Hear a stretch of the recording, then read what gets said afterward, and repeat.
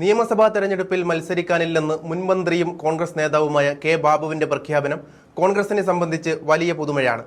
80 കഴിഞ്ഞവർ അടക്കം തിരഞ്ഞെടുപ്പിൽ മത്സരിക്കാൻ കച്ചകെട്ടി ഇറങ്ങാൻ തയ്യാറായി നിൽക്കുന്നതിനിടയിലാണ് കെ ബാബുവിന്റെ പിന്മാറ്റം. തുടർ തോൽവികൾ ഉണ്ടാകുമ്പോൾ നേതാക്കന്മാർ പിന്മാറുന്നത് സ്വാഭാവികമാണ്.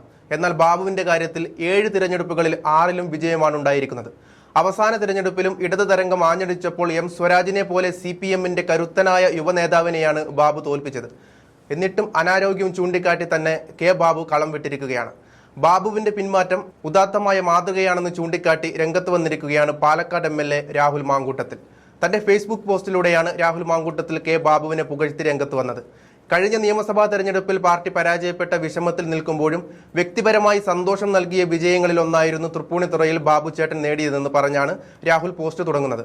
സംസ്ഥാനത്ത് ആകെ LDF ജയിച്ച തിരഞ്ഞെടുപ്പിൽ CPM ഏറ്റവും ആഘോഷിക്കുന്ന അവർ സ്റ്റാർ കാൻഡിഡേറ്റ് എന്ന് കരുതുന്ന സിറ്റിംഗ് MLA കൂടിയായ എം സ്വരാജിനെ ബാബുചേട്ടൻ തോൽപ്പിച്ചു എന്നുള്ളതായിരുന്നില്ല എന്റെ സന്തോഷത്തിന്റെ കാരണം. 2016 പരാജയപ്പെട്ട ദിവസം തൊട്ട് 2021 വരെയുള്ള ആ മനുഷ്യന്റെ ജീവിതത്തെ പറ്റി നല്ല ബോധ്യം എനിക്കുണ്ട്.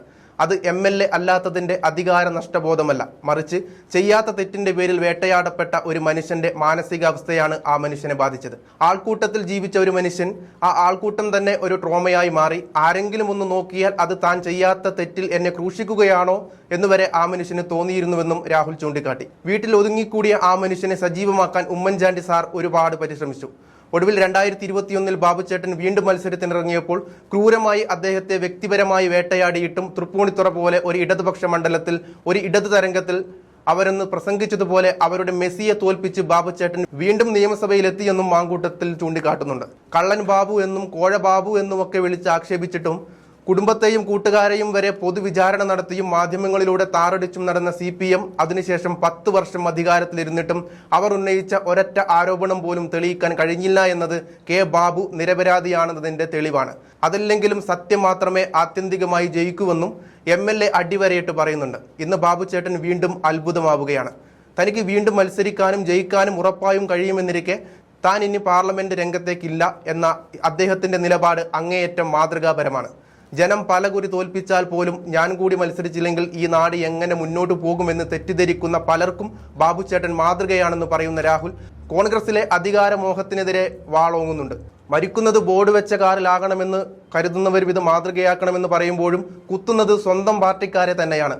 ചെറുപ്പക്കാരും മധ്യവയസ്കരും അവസരം കിട്ടാത്ത ജനകീയരായ മുതിർന്ന ആളുകളും അടക്കം പുതിയ ആളുകൾ വരട്ടെ എന്നത് ഒരു നല്ല ചിന്തയാണ്. ഏറ്റവും അനിവാര്യമായ പാർട്ടിയുടെ മുഖമായ പ്രധാന നേതാക്കൾ ഒഴികെ മറ്റു പലർക്കും ഇത്തവണ മാറി നിൽക്കണമെന്ന് ചിന്തിക്കാൻ തൃപ്പൂണിത്തുറയിൽ ഏറ്റവും വിജയ സാധ്യതയുള്ള ബാബുചേട്ടന്റെ പിന്മാറ്റം ആവേശം നൽകട്ടെ എന്ന് ചൂണ്ടിക്കാട്ടിയാണ് മാങ്കൂട്ടത്തിൽ പോസ്റ്റ് അവസാനിപ്പിക്കുന്നത്.